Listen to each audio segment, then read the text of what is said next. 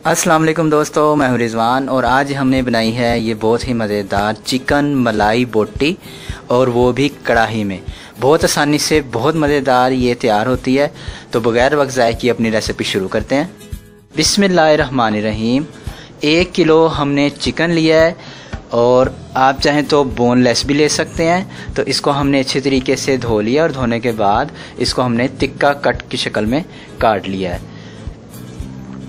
अब एक बड़ा बर्तन लेंगे और इसमें हम करीब 100 ग्राम दही शामिल करेंगे।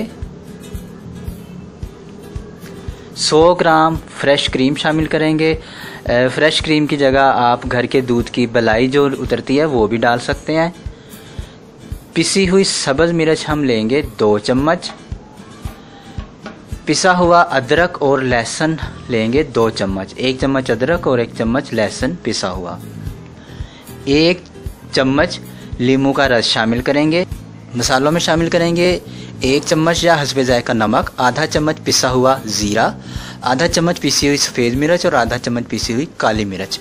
अगर आपके पास सफ़ेद मिर्च नहीं है तो आप 1 चम्मच पिसी हुई काली मिर्च भी शामिल कर सकते हैं।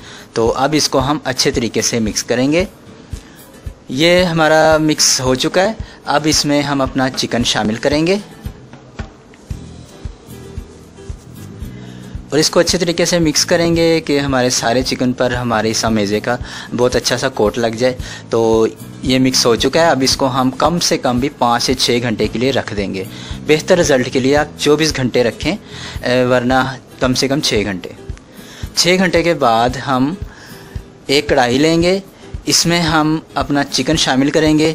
घी वगैरह इसमें हमने अभी शामिल नहीं करना। तो और इसमें हम करीब आधा कप पानी शामिल करेंगे और इसको दरमियानी आंच पर पकने के लिए रख देंगे।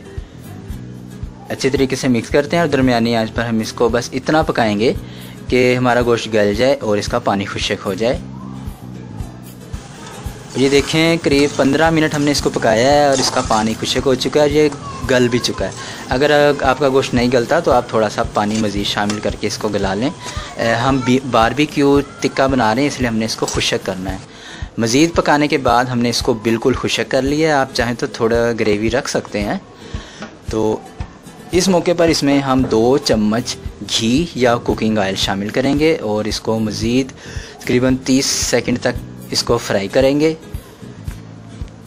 थोड़ा सा फ्राई करने के बाद हम इसमें थोड़ी सी जगह बनाते हैं और इसमें एक बर्तन रखेंगे और अपना बारबेक्यू फ्लेवर देने के लिए एक जलता हुआ कोयला हमने इसमें रखा है और इस पर हम 1 चम्मच कुकिंग ऑयल या घी डालेंगे और इसको ढक के रख देंगे 5 मिनट के लिए।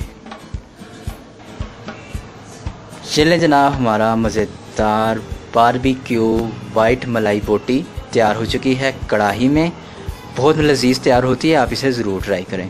दुआओं में याद रखिएगा। अल्लाह हाफिज़।